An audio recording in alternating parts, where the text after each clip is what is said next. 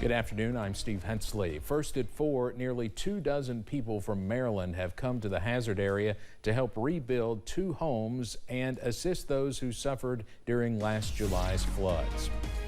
Dream Builders is a volunteer group of 23 people. They have partnered with the Housing Development Alliance, committing to the challenge of building 2 homes from the ground up in less than 5 days. Dream Builders leader John Macbeth says they remember seeing the eastern Kentucky flooding on the news and knew this year they needed to help. We each year look for places that have suffered from disasters, and we reached out to the Housing Development Alliance, and they said, absolutely, we would love to have you come. The new homes are being built side by side in the Blue Sky subdivision near the Wendell H. Ford Airport in Perry County. WYMT's Olivia Calfee will have more about this tonight at 6. The city of Jenkins has received more than $150,000 from Lieutenant Governor Jacqueline Coleman's office. The money is going towards a recreational trails program and the land and water conservation program. Jenkins Mayor Todd Dupree says the money helps a lot because of the several projects city officials have completed. It does, and we worked real hard over the years. We've had 4 major projects that we've been working on since I was on city council and city administrator, and now being the mayor, that we worked on between housing, the tourism piece with the Raven Rock properties, downtown revitalization with the old division shop projects. The Letcher County Tourism and Convention Commission also received more than $2,000 in funding to support travel, marketing, and promotion. Coming up at 6, learn more about the projects this money will benefit. Kentucky State Police are conducting an enforcement initiative this week aimed at commercial vehicles. They are calling it Operation Safe Drive, and KSB officials say it is part of a federal effort to improve safety on the highways.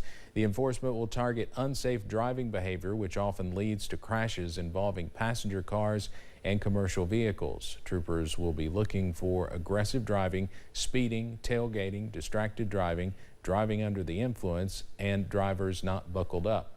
The campaign runs until Thursday. Another mild and muggy day across the mountains. Also watching out for more spotty showers and storms out there. Some of those are a little bit heavy as well. Here's a look at First Alert Pinpoint Doppler. For most of us, we are dry right now, but we are tracking some heavier showers, mainly along and west of Highway 15 from Owsley County up into near Beattyville and Lee County, also near the Mountain Parkway in Powell County. This will continue pushing off to the west, so heads up in Stanton and Irvin, possibly some heavier showers not too far away. Also Mount Vernon heads up, a heavier shower in eastern Rockcastle County. That will also continue pushing off towards the west. Also tracking some spotty showers now over southern Leslie County, also southern Harlan County as well. So some spotty showers and storms are going to be possible as we go into this evening, all thanks to that area of low pressure that continues to spin across the region, and that will bring in more showers tonight, also into the rest of your work week as well. Those temperatures are mild and muggy in the middle to upper 70s, 75 in Pikeville, 77 for Jackson, up to 80 right now for Middlesboro, also over in Irvin. We stay mild and muggy into this evening as well, also watching out for a few more of those showers, so you may need the umbrella if you have any plans this evening. Also watching out for more showers by Wednesday. All those details coming up in just a few minutes. Steve? All right, Cameron, thank you. President Joe Biden's son, Hunter, is charged with failing to pay federal income tax and illegally possessing a weapon, and has reached an agreement with the Justice Department that will likely keep him out of prison. House GOP lawmakers are already criticizing the deal. They argue the DOJ has been politicized against conservatives. The United States Attorney on the case is David Weiss, a Donald Trump appointee. House Speaker Kevin McCarthy reacted to the Hunter Biden plea deal earlier today. If you are the president's leading political opponent, the DOJ tries to literally put you in jail and give you prison time.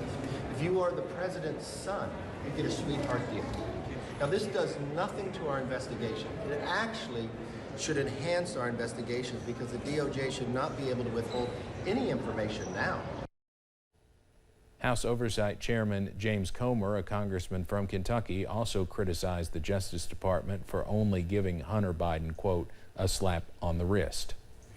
An urgent search and rescue operation continues to find a missing sub that was taking passengers on a tour to see the wreckage of the Titanic. It went missing Sunday about 435 miles south of St. John's, Newfoundland. Rescue crews in Canada and the United States are desperately searching for the submarine by air and by boat. Chris Wynn breaks down the latest on the rescue effort. Time is running out for rescue crews to find a missing submersible carrying 5 passengers. We are doing everything that we can do to make sure that we can locate and rescue those on board. The Ocean Gate exhibition sub left St. John's, Newfoundland Sunday and was headed to explore the Titanic's wreckage when it vanished deep in the North Atlantic Ocean. The ruins of the iconic ship are roughly 2.4 miles from the ocean's surface. It's a few hundred miles south of Newfoundland and about 900 miles off the coast of Boston. It is a challenge to conduct a search in that remote area. When the tourist group didn't return Sunday night, a search and rescue operation was immediately launched. We're now learning more about the 5 passengers trapped inside the vessel. Among them, Hamish Harding, a man friends describe as an explorer. He is an explorer to the core of his soul. My fear is that they cannot self-rescue and appear to the surface by themselves. Rescue crews in Canada and the U.S. are using sonar technology to try and locate the submersible. They're also launching searches by air. But crews estimate the passengers have somewhere between 70 to 96 hours of oxygen available before it runs out, making the search even more dire. In Boston, I'm Chris Wynn reporting. Every year on June 20th, the world marks World Refugee Day. Experts at the United Nations say every minute, 20 people leave everything behind to escape war, persecution, or terror. It celebrates the strength and courage of people who have been forced to flee their home country. 41 multinational companies have publicly pledged to provide jobs, training, and connections to work opportunities for more than 250,000 refugees in Europe. They include Amazon, Cisco, Hilton, Microsoft, and Starbucks. A Korean man tried to open a plane door mid-air on a flight from the Philippines to South Korea. Officials from Jeju Air say the 19-year-old began to act strangely an hour into the flight, and flight attendants moved him to the front row of the plane close to the exit door so they could monitor him. That's when the man ran towards the door and tried to open it. Fortunately, the door stayed closed. No one was hurt, and the man was handed over to police after the flight landed. A man wielding an axe entered 3 Chinese restaurants and started attacking people in New Zealand's largest city of Auckland.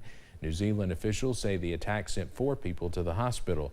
Video from the scene today showed blood-stained paper napkins on the floor with spilled food on tables of one of the closed restaurants. New Zealand police said they had arrested a 24-year-old man. Police did not give a motive for the attack.